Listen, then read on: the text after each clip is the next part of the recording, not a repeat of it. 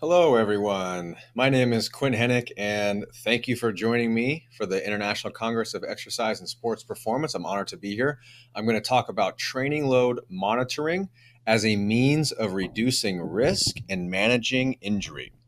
So, a little bit about me. I am a physical therapist in the United States. My clinic is in Southern California, and it is inside of a weightlifting gym.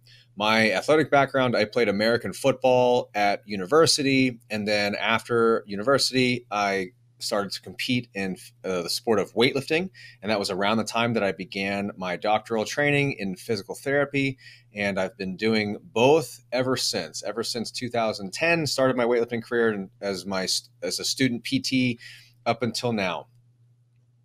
So the expectations for this presentation, we're going to apply evidence of training load monitoring to practice. So hopefully you guys can attain some golden nuggets, as I call it, just things that you can put into practice right away.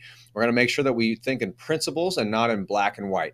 So I'm not going to give you a blueprint on training load monitoring as a means of reducing injury risk, but I'm going to provide you with the principles, and hopefully that's a start for you to dig into more of the topic and to learn a bit about it. So we're going to think of the word prevention and actually forget that word because we can't truly prevent anything. But what we can do is we can reduce the risk, and in this case, the risk of injury. Your strength and conditioning program is the modifiable risk factor. You are in full control of the training program that you are putting the athletes through, and we can think about injuries like muscle strains and joint sprains largely as training injuries. So we can reduce the risk of those things happening by appropriately dosing our training load. And we can define training load as the cumulative stress placed on the individual from a single or multiple training sessions over time. And we've got a couple of quotes here to set the tone for training load monitoring. The accumulation of high chronic workloads while avoiding training spikes maximizes the positive physiological adaptations to training and thereby reduce injury risk. So high chronic workloads in this case means you attain high fitness levels and you stay fit. And the key is not trying to get there quickly, so we avoid the spikes. We want to get fit, but we want the curve to be nice and gradual and slow.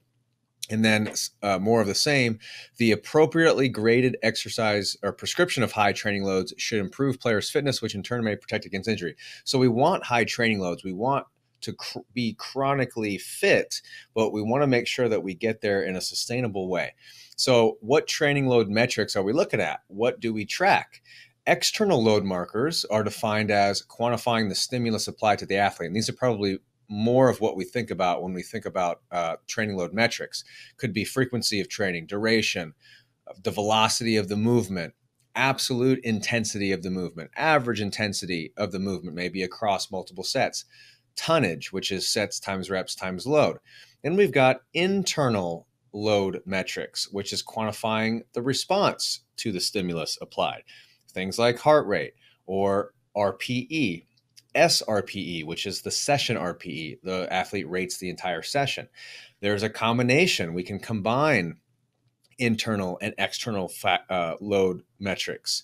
SRPE multiplied by the session time in minutes equals what they use in the literature is AU, which is arbitrary units, a very creative name there. But essentially, it's a way to give an overarching score, in a sense, to training load. So the athlete rates the training session, you multiply that number from 0 to 10 times the number of minutes of the training session, then you get your AUs for that training session, and you can track the number of AUs that accrue over the course of weeks in training, or you can track the progression either up or down. Absolute load. Example, week to week increases in AU. So what percentage are athletes, or it doesn't have to be AUs, it can be tonnage, average intensity, absolute intensity. What is the percentage from week to week that the athletes are increasing the metric? Are they increasing too quickly? Is there a nice sweet spot? Are they increasing by 20% each week, 5%, 10 each week? Was there one week where they increased by 40% and they hadn't done that in the previous month or months? Something like that. That's what you're looking at. And then relative load.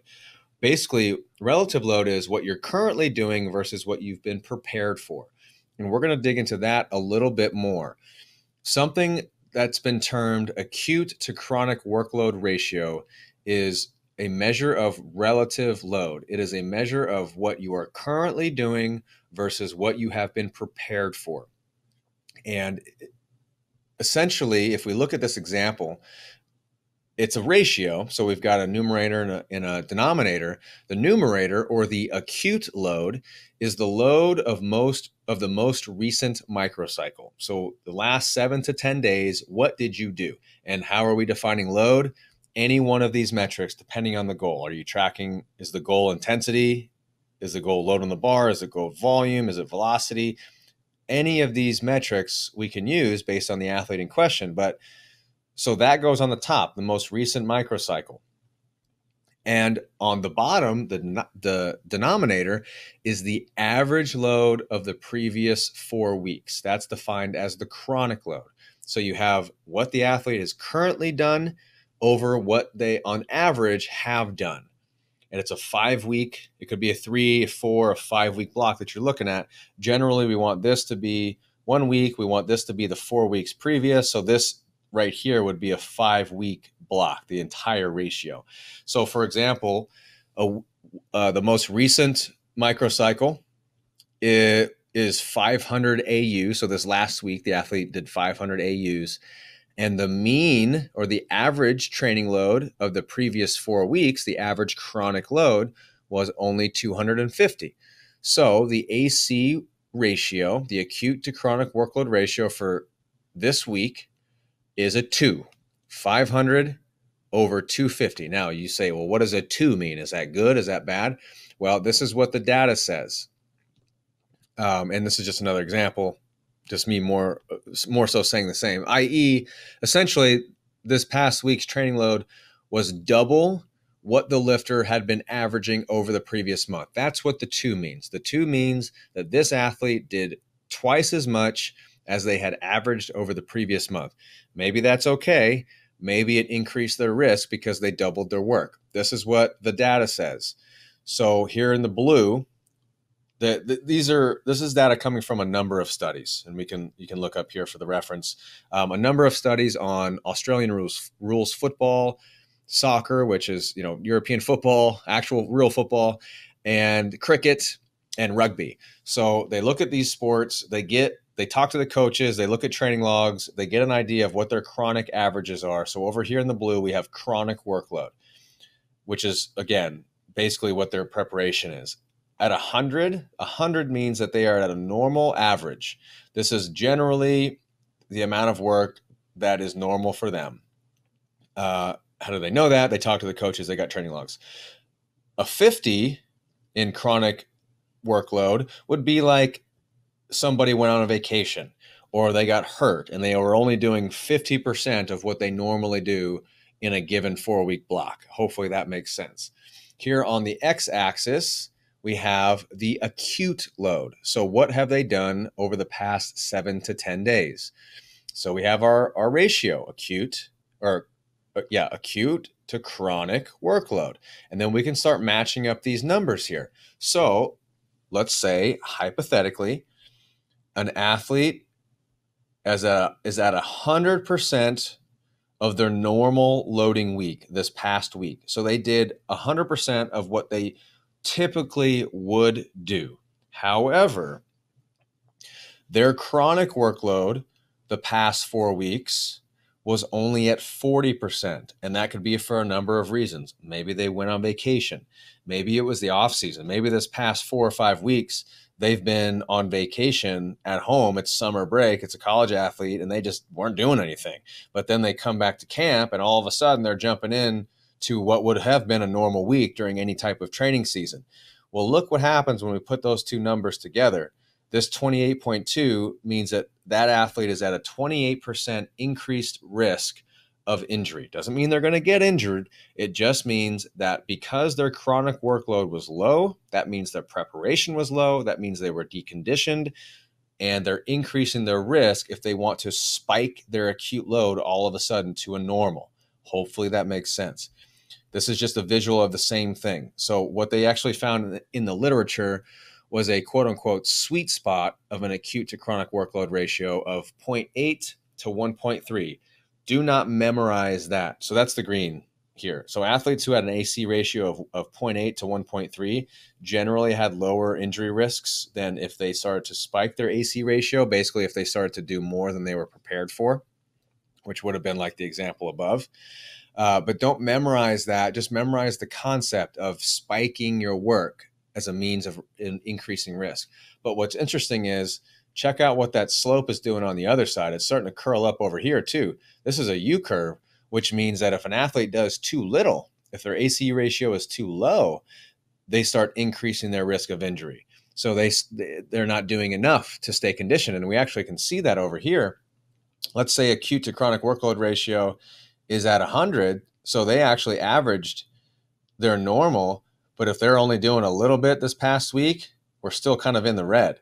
So anytime that you start dipping your workload below a certain threshold, you increase your risk of injury simply because you likely become deconditioned, even in that short amount of time. So here's a couple cases in the research regarding training loads. And this is actually coming out of that same study that this data here was coming from, the Blanch and Gavitt study. And Tim Gavitt is you're going to see his name a lot in training load monitoring. But this was a rugby league player. And it was a rugby league player who was having a recurrent hamstring strain. And on the y-axis here, what they were tracking was high-speed running. That was their workload metric, high-speed running loads. And they had a GPS on the athlete in order to be able to measure that. On the x-axis here, we've got each training week. So we've got week 12, week 13, 14, 15, and so on. What happens here, we can kind of, and then in these blue circles is an AC ratio, an acute to chronic workload ratio. So he had a 0.7 in week 12. Week 13, his AC ratio was only a 0.3. So he wasn't doing a whole lot of work this week. I don't know what happened. Maybe it was a down week. Maybe it was a deload week. Maybe he went home and he only got a couple training sessions in while he was at home, something like that. But then look what happens during the next 2 weeks. From week 13 to week 15, his AC ratio spikes. It goes to 1. Now he's back to a normal training load. And then, bam, all the way to a 1.6. So a big time jump, almost a 5-fold increase in 2 weeks. From week 13 to week 15, a 5-fold increase. And what happens? He gets hurt. In week 16, he had an injury. He had a hamstring strain. So bloop, our training load decreases to a 0.2 because he's hurt. And then in week 17, it goes to a 0. So he does absolutely nothing. Now, the coaches here are probably thinking that you're listening to this. You're probably thinking, what? You can always train something. And that's the key. We don't want to, just because you're injured, doesn't mean we want to do nothing. So I don't know. No, I'd love to talk to this athlete. I don't know if he decided to do nothing or if his trainer said, well, maybe we should just lay off. But look what happens. What's so interesting is that after week 17, after this week of doing literally no training whatsoever, and in the past 2 weeks only averaging a 0.1 AC ratio, his training spikes all the way to almost a 2 AC ratio. A 2 AC ratio is saying that he's doubled his normal, let alone the fact that he did 0 the week prior. So this was the highest training week that he had in this entire block, and it's after a week of doing nothing. And then look what happens, a recurrence where he's back to literally doing nothing. So when we talk about the take home here being leveling out the spikes, this is exactly what we mean. Don't do nothing. Don't jump right back into a crazy high workload that you're not prepared for. We need to level out these spikes and make them a little bit less steep so that the cliff isn't it's not such a far drop to the bottom. And you can see just getting into this vicious cycle of up and down, up and down, up and down. Training load, this is another example in the clinic. This was actually an athlete of mine in which the coach sent me this graph. So they were tracking workload, which was amazing. It's very, very lucky to have a coach. This was a powerlifter with left shoulder pain while bench pressing. And this very rare to have a coach track these things. So I had everything in front of me. These bars here are training load, and they were defining training load as tonnage, sets times reps times weight. So that's what's shown here in these bars. And then relative intensity is this trend line here. So you can see I'll explain the timeline here. He was peaking for a meet. He had some downtime. And so you can see relative intensity go up and down, and then tonnage go up and down, up and down. And then in the x-axis, these are the weeks. So week 1 of training all the way to week 23 and beyond is what we'll talk about. So competitive powerlifter with left shoulder pain while bench pressing, no prior history of this injury whatsoever. During weeks 1 through 4, he's not injured yet. During weeks 1 through 4, he's only benching twice a week, moderate to low volume, moderate intensity. So nothing crazy, just slow, steady progress here from week 1 to 4. He's an experienced powerlifter, by the way. In week 4, he decided to do a powerlifting meet. He decided to register. The meet is 6 weeks out. So the meet is on week 10. We're currently on week 4. The conversation that he had with coach, I'm not yet working with them, is that they have a goal of a 400-pound bench press. And so what they did from weeks 5 to week 10 is that they started benching 4 times a week, high volume with progressive intensity. So they doubled the frequency and they started going high volume, which you can see the tonnage almost doubles. It basically does. It more than doubles during week 5 and week 6. The first complaint of shoulder pain was at week 9. And this is pretty common for training fatigue to accumulate over time, especially with tendon type injuries or joint type injuries. You get that accumulation effect. So he was able to tolerate that increase in work, but it kind of caught up with him. Now, week 9 is the week before the meet. So he tapers off. You see relative intensity is peaking here because week 10 is meet week. He's at his highest there, which makes sense. Week 10, he hit his goal. They hit the 400-pound bench press. It was a 15-pound PR. He had pain, but he got what he wanted. So he signed off on the fact that he was increasing risk, but he made the goal. So that's good. Week 11, the shoulder discomfort continued, but look what happens during week 12, 13, and 14. He went on vacation, international travel, no training really at all. So you can see this just valley of not doing anything, but his shoulder stopped hurting during this time too. So what do we do when we come back from vacation and we want to do another meet, which is what happened here in week 15? Well, we start training like normal. And look, from week 15 all the way to week 20, we have increase, increase, increase, increase, increase. Now, relative intensity didn't go up, but volume sure did. For 6 straight weeks, they did a building phase. And lo and behold, during week 19, right here, his shoulder pain returned. He gutted it out for week 20, but then look at that dip. During weeks 21, 22, and 23, you see down here that he was unable to train during week 20 because of pain. And then weeks 21 through 30 were inconsistent because of pain. He had another competition on week 30, and his bench press was 30 pounds off of his previous PR, so nowhere close. And then I started working with him. And, I just had a conversation with the coach. Listen, you guys kind of got away with this first one. You doubled in volume right away. You started to have pain, but you hit your goal and then the pain went away. You got away with it. Like, you could have came away unscathed. And in fact, he was pain-free for 5 more weeks of building. Had you put a deload somewhere in here, I recommended maybe during week 4, you probably would have been preemptively in front of that accumulated training fatigue. And maybe during week 19, he doesn't feel as much discomfort and he doesn't fall into that trap again. So take home point, once again, level out the spikes. Don't spike or concentrate the training too soon, doubling those AC ratios, and then don't do nothing. If you're going to go on vacation and if it just so happens that you're not going to train, you need to progress a little bit more slowly. So let's say at the end of week 20 here, as high as this peak is, they probably should have took 8, 9, 10 weeks to get there instead of 6 without a deload. Now, hopefully you guys are starting to get the picture there. So again, the take home here are level out the training spikes. And going back to this slide that you saw before, it doesn't matter what metric necessarily that you're using, because that depends on the activity, the sport, the athlete, whatever your guys' goal is, be it accumulation of volume, accumulation of increasing intensities or anything like that, but you just need to track the progression. And the SRPE times session time multiplied by session time with that AU unit is seemingly what the current research is being based on mostly, and it seems to be a relatively valid and reliable way. So that's just another option for you as a big picture metric.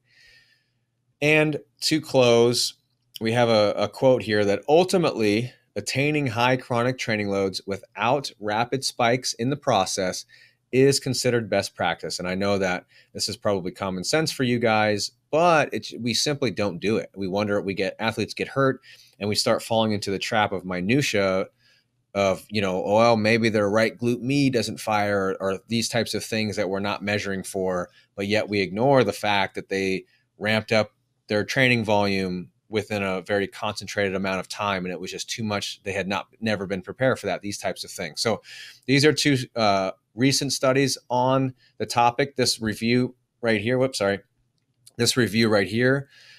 the relationship between training load and injury, is a systematic review, and all of the references there are pretty much all of the studies on the topic. So if you want to read up on all of this stuff and all the data that we just showed, this review will give you all of the references. And then here are some more resources for you. My contact information, if you have questions about this stuff, my email is there, all of my social media handles. These YouTube channels have tons and tons of videos from me. And then this is the title of my book that is associated with just movement for the sport of weightlifting. So hopefully that was helpful, guys. And again, contact me if you have any questions. And we'll go all the way to the front here. Thank you to the International Congress of Exercise and Sports Performance for having me on.